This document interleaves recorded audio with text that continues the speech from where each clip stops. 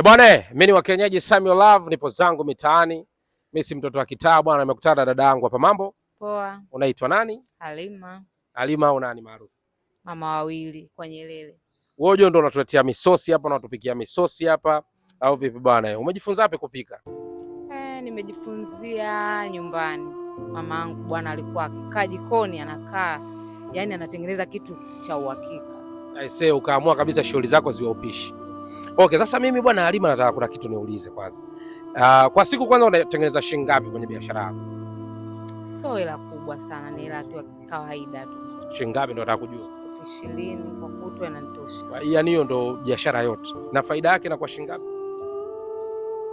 Faida ndio hiyo nilokutajia. Okay, faida ndio 20,000 baada ya mambo yote. Yote ukiweka mchele, ukiweka nini pale sima zagazaga 20,000 kibaki kunywa soda. Okay, hapo umeamua kuwa mpambanaji. Si unaelewa vizuri, unatengeza 20,000 kwa siku fresh kabisa.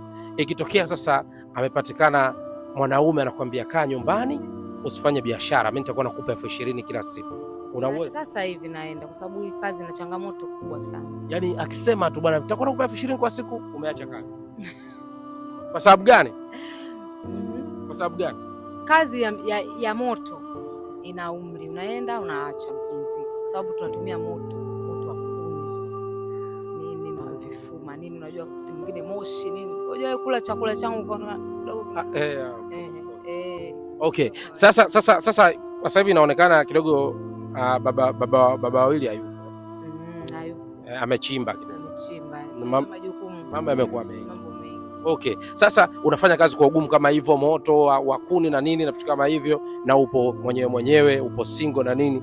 Kuna vijana sasa hivi kazi yao wao ni watakusalandia tu, kusogea, wakishaona tu huyu dada anajipambania ajitafutia ugali wake, wanakuja wanataka kuwa bwana kuwa Mario.